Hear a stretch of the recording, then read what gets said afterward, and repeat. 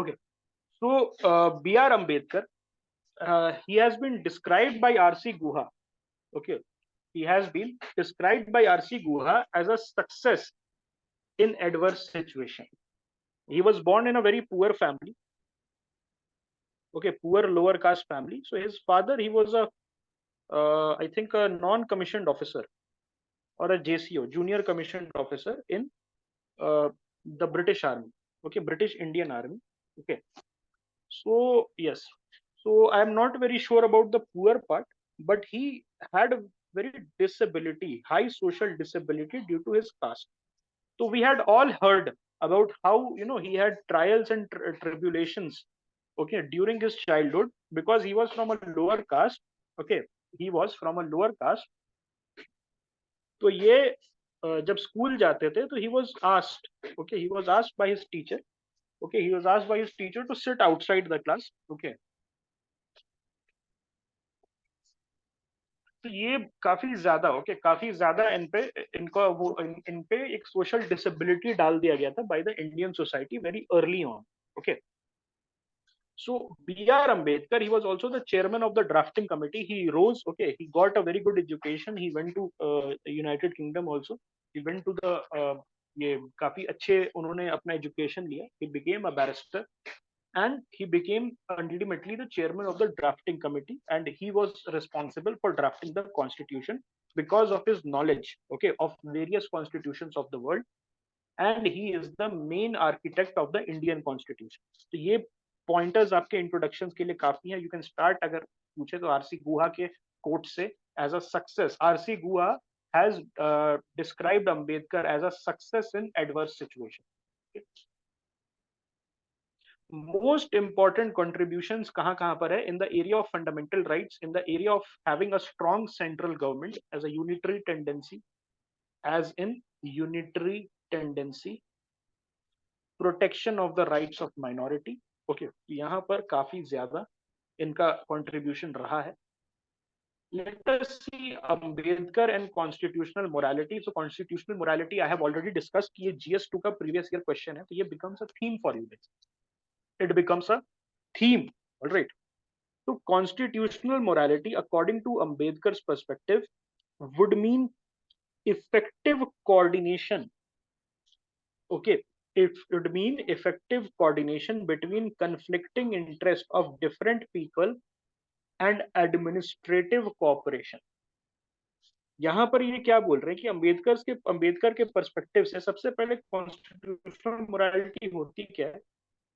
It means adherence to being faithful to bottom line principles of constitutional value like justice, liberty. Bottom line principles क्या है? Equality, जो कि core principles है आपके. Okay. और क्या हो सकता है? Justice, social justice. Justice, not only economic justice or political justice, social justice, right? Then economic opportunity to develop oneself, fraternity, yes. So ये सारे बॉटम लाइन प्रिंसिपल्स हैं. तो अंबेडकर का क्या कहना है कि constitutional morality, it means effective coordination between conflicting interest of different people. Okay, अलग अलग लोगों की अलग अलग डिमांड्स हो सकते हैं इन अ सिस्टम. अलग अलग लोग अलग अलग चीज डिमांड कर सकते हैं. SC ST जो है, they might demand more reservation. upper caste people, they are also living in the same society, they might demand less reservation or abolishment of reservation. तो ये क्या है? क्या ये conflicting interest नहीं हो गया? Is it not a conflicting interest? Okay, the poor might demand more welfare, but the rich who are also part of the society might demand less taxes. This is also conflicting interest, yes or no? Is this not conflicting interest? So yes, this is a conflicting interest. Okay, ठीक है. According to Ambedkar, constitutional morality help resolve these conflicting interests. Ambedkar के हिसाब से जो constitutional morality है, it helps in resolution, okay, of the conflict amicably without any confrontation amongst the various groups working for the realization of their end at any cost. इसका मतलब क्या होता है? सपोज ए, एक कम्युनिटी ए है and then there is a community B and they have conflicting interest, तो जो उनका इंटरेस्ट है it should be put to test on the altar of constitution. क्या वो कॉन्स्टिट्यूशन के प्रोविजन से, सपोज आपकी demand, you belong to community A and आपकी डिमांड कुछ है, मेरी डिमांड कुछ और है, I belong to community B, तो हमें कैसे पता चलेगा किसका डिमांड के साथ हमें आगे बढ़ना चाहिए?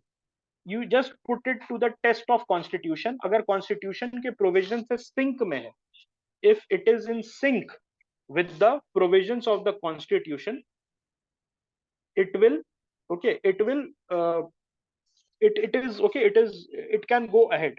All right, it can go ahead, and that would help in solving the conflict amicably without any violence or confrontation. Okay, और इससे क्या होगा, unity and integrity can be maintained.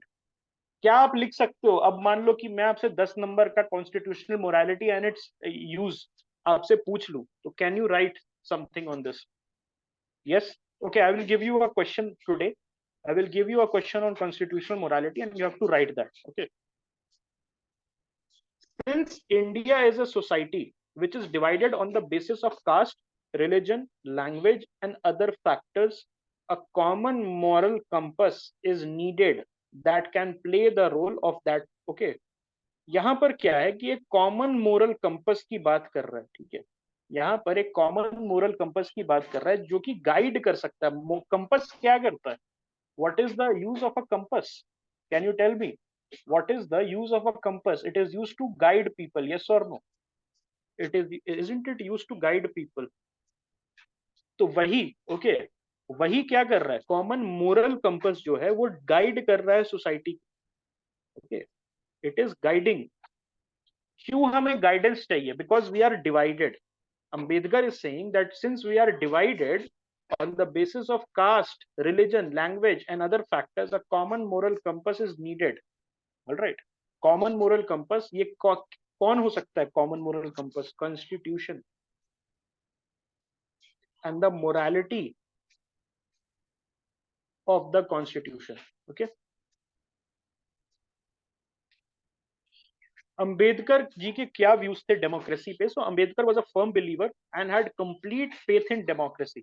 Okay, he believed कि democracy is the answer to our issues. Okay, आज our social issues.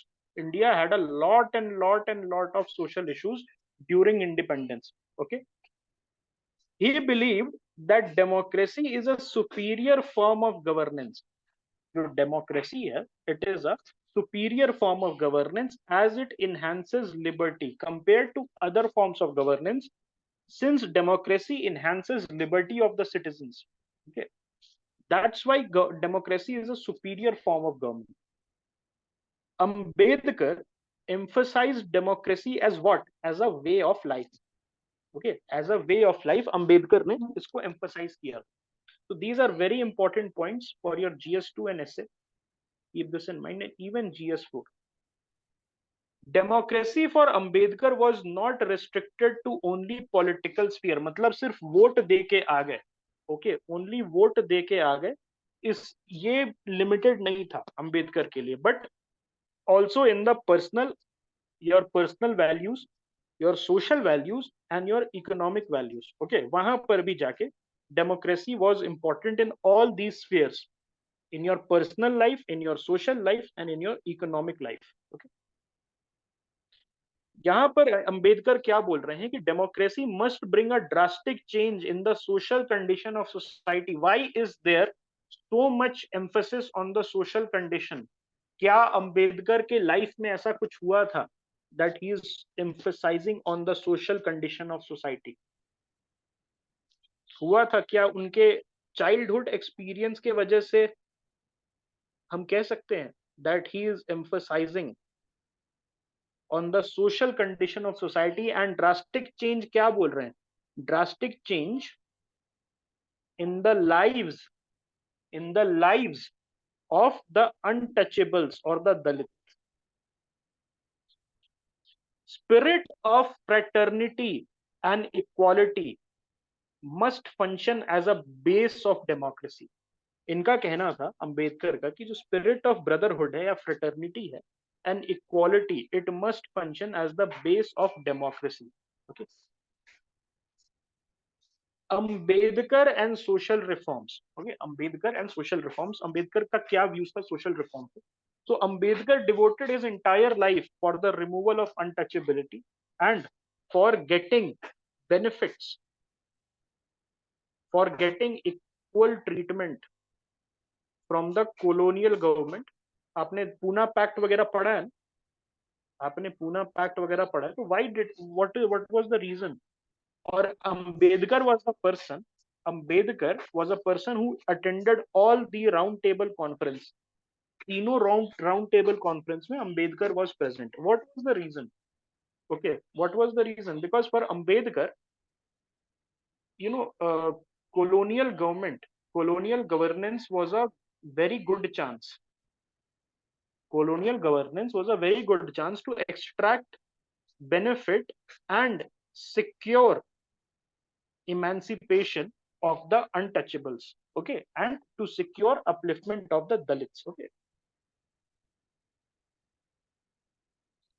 According to Ambedkar, progress of nation would not be realized without the removal of untouchability. जब तक आप untouchability को remove नहीं करोगे, तब तक आपका nation progress नहीं कर सकता. Which means the abolition of the caste system in its totality. इसके बारे में बता सकते हो? There was a person in the Indian freedom struggle जिसका एकदम opposite view था इसमें. यहाँ पर अंबेडकर बोल रहे हैं कि टोटलिटी में अबॉलिश कर दो. मतलब जो कास्ट सिस्टम है it's as an institution it should be abolished. यहाँ पर गांधी जी बोलते हैं नहीं, it should continue and there should be reforms but there should be no blanket abolishment. तो यहाँ पर हम अगर अंबेडकर ओके और गांधी जी के पॉलिटिकल फिलोसफी को कंपेयर करेंगे तो ही डिफरेंट व्यूज हैं, उनके ओपिनियंस है. और सबसे बड़ा ओपिनियन है कास्ट सिस्टम को लेके, where Gandhi believed in preservation with some reforms. Preservation with some reforms, okay, where at the same time Ambedkar said it should be abolished. Okay, it should be abolished. Okay. अब ये इन्होंने ये भी बोला था कि untouchability is the slavery of entire Hindu society. तो ये कहां पर लिखोगे? अगर आर्टिकल 17 से कोई क्वेश्चन आ गया GS2 में तो you can start with a quote कि untouchability is the slavery of entire Hindu society, BR Ambedkar. Priority to social reforms. Ambedkar believed that economic and political issue must be resolved only after achieving the goal of social justice. तो उनका कहना था कि अगर जो India के economic and political issues हैं उनको आप तभी सॉल्व कीजिए जब आपने सोशल जस्टिस ओके उसको कर लिया. सी वन केएम मुंशी जी का एक क्रिटिसिज्म था इसी चीज को लेके. केएम मुंशी जी का ये क्रिटिसिज्म था अंबेडकर को. You know who is KM Munshi? He was a member of the constituent assembly, right? So जो केएम मुंशी थे उनका एक क्रिटिसिज्म था अंबेडकर को लेके and that is present in Abhinav Chandrachud's book. Abhinav Chandrachud है who is the son okay of DY Chandrachud. उनके किताब में है ओके दिस सीट्स आर रिजर्व्ड. तो मैं वहां से कोट कर रहा हूं. He said, KM Munshi said कि अंबेडकर इतने मिलिटेंट अप्रोच था अंबेडकर का towards social justice that we had to rein him in social justice. He said Ambedkar का क्या मानना था कि सोशल जस्टिस पहले, इकोनॉमिक पॉलिटिकल इश्यूज बाद में देखो. तो ही सेड दैट अंबेडकर पे अगर छोड़ दिया जाता तो he would have made India okay जो इंडियन स्टेट का रिसोर्सेज है वो SC STs को ही डायरेक्ट कर देते. he would not ST only, SCs को. So he had a very militant approach towards social justice and he believed कि social justice है okay, social justice है okay, वो पहले होना चाहिए. एंड केएम मुंशी ने उसी पे इनको क्रिटिसाइज किया था कि दैट अंबेडकर जो है अगर उन पे छोड़ दिया जाता, उनको हम चेक नहीं करते अंबेडकर जिस डायरेक्शन में जा रहे हैं, तो India would have become a country to service only the scheduled caste. Why? Because इनका कहना था कि हमें कुछ इकोनॉमिक इश्यूज को टैकल करने की जरूरत नहीं है, कुछ पॉलिटिकल इशू को टैकल करने की जरूरत नहीं है, पहले सोशल जस्टिस करो, डू सोशल जस्टिस फर्स्ट। यही एक मिलिटेंट अप्रोच था विच वाज क्रिटिसाइज्ड बाय के एम मुंशी। अगर आपका क्वेश्चन आता है दैट मतलब जहां पर यूपीएससी पूछ रही है कि maybe if you can criticise also, तो आप वहां के एम मुंशी को कोट कर सकते हो। That is militant approach towards social justice, okay, would have made India, okay, would have made India a client state, okay, not a client state, would have made India a state solely to service the interest of the scheduled caste, solely to service the interest of scheduled caste। ये आप एक criticism है, ज्यादा criticisms नहीं है, but एक criticism ये है। आगे चलते।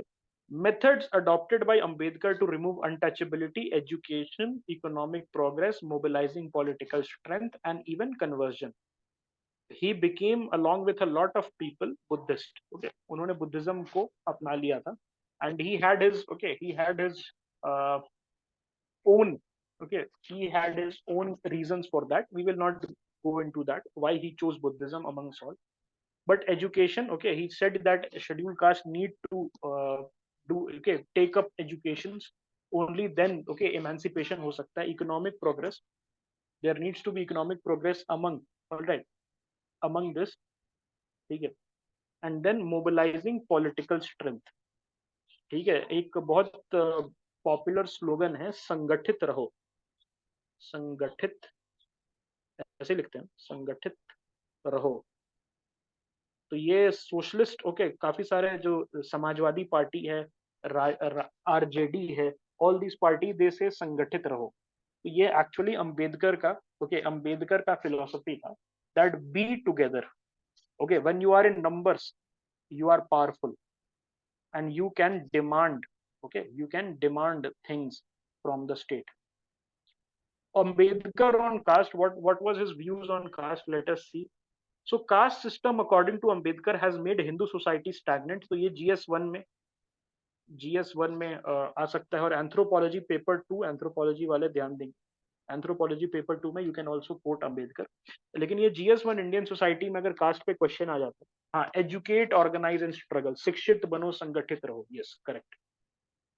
Okay, so Hindu society has stagnated due to caste system. Even internally, Hindu society fails to satisfy the test of a homogeneous society because we are divided into multiple caste. Divided into multiple caste. The caste system does not allow lower caste to prosper, which led to moral degradation. Okay, यहाँ से क्या है कि moral degradation हो रहा है, क्योंकि among the lower caste, because उनको प्रॉस्पर करने आप नहीं दे रहे हो, ठीक है। Hence, battle for removal of untouchability becomes a battle for human rights and justice. अब रेलेवेंस क्या है अंबेडकर का प्रेजेंट टाइम्स में? Caste based inequality despite various attempts to remove them still exists in India, that is true. अभी भी cast based inequality है। अभी भी हाल फिलहाल में एक ग्रूम था, दलित ग्रूम था, he wanted to sit on a horse, घोड़ी पे चढ़ना चाह रहा था, ओके, एंड उस पे पत्थर फेंके गए थे, बहुत रिसेंट है, okay. While Dalits have acquired a political identity through reservation and forming their own political parties, there are a lot of political parties, especially in Maharashtra. Okay, Maharashtra में I think Ramdas Athawale जी का है ना एक political party, RPI, yes, that is also, okay, that is also one of a Dalit party हम कह सकते हैं। Even BSP, Bahujan Samaj Party, it is also a, okay, yes, okay, they severely lag behind in social dimension as well as economic dimension. अभी political representation तो मिल गया, ठीक है, चलो जो पॉलिटिक्स है, सीट्स लोअर कास्ट के लिए सीट्स रिजर्व्ड है। सीट्स रिजर्व्ड कहाँ कहाँ है? पॉलिटिक्स में रिजर्व्ड है, पॉलिटिक्स में रिजर्व्ड है, एजुकेशनल इंस्टीट्यूशंस में रिजर्व्ड है, हर जगह रिजर्व्ड है इस चीज के लिए, ओके। तो वहां पर रिप्रेजेंटेशन तो मिल गया, लेकिन इकोनॉमिक डिमेंशन में अभी भी पीछे हैं और सोशल डिमेंशन में भी अभी भी पीछे हैं। मैनुअल स्कैवेंजिंग का एग्जांपल ले लो, मैनुअल स्कैवेंजिंग का एग्जांपल ले लो, तो that is also a major issue. वहां पर एक सर्टेन कास्ट के लोग ही ये काम कर रहे हैं, क्यों कर रहे हैं? ओके, ऐसा क्यों कर रहे हैं कि अदर कास्ट के लोग नहीं कर रहे, वो सर्टेन कास्ट के ही लोग कर। ओके, आपका जो अभी भी जो ट्रेडिशनली, ओके ट्रेडिशनली आप छोटे शहर में, बड़े शहर नहीं, दिल्ली में नहीं, but I have seen this in Patna.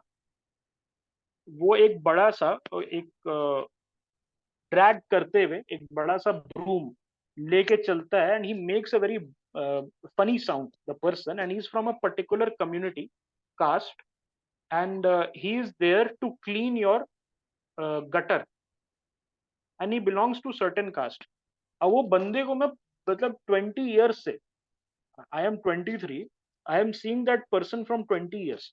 Okay, तो क्या बजा 20 साल में इतनी चीजें हो चुकी हैं, 20 साल में सब बदल गया। वो बंदा अभी भी गटर साफ कर, and he is from a particular caste, अपने बच्चे को भी लेके आता अपने साथ। पहले तो यंग था तो अलग करता था, ठीक है, लेकिन अब क्या है कि अपने बच्चे को भी लेके आता है गटर साफ करने के लिए। तो क्या बोलो, उसका मोबिलाइजेशन कुछ हुआ है, उसका कुछ इमेंसिपेशन हुआ है इतनी चीजें होने के बाद भी। तो ये रियलिटी है कि Dalits have acquired a political identity. अब चलो पॉलिटिकल आइडेंटिटी मिल गया है, लेकिन at the same time they are also severely lacking in social dimension as well as economic dimension. Okay, India has seen rise in division among communal fault lines. It is important Ambedkar vision of constitutional morality supersede this religious morality to avoid permanent damage to the social fabric of the country. This can be a conclusion for you. Okay, this can even feature in your essay also, but इसको conclusion की तरह use करोगे तो better रहेगा कि हमारे जो social fabric है उसको बचाने के लिए अंबेडकर का कॉन्स्टिट्यूशनल मोरालिटी। अब कॉन्स्टिट्यूशनल मोरालिटी कैसे इंपॉर्टेंट है? Conflicting claims of two communities, it should stand the test of constitutional value. जो खरा उतरेगा, whichever claim, okay, is able to stand the test of constitutional values or constitutional morality, it should go forward, and this will prevent, okay, confrontation among different groups in India, and this will ensure कि हमारा secular fabric और social fabric intact है। ठीक है, can you right an answer on Ambedkar thought, and can you right an answer on constitutional morality now? क्या आप लिख सकते हो? यस?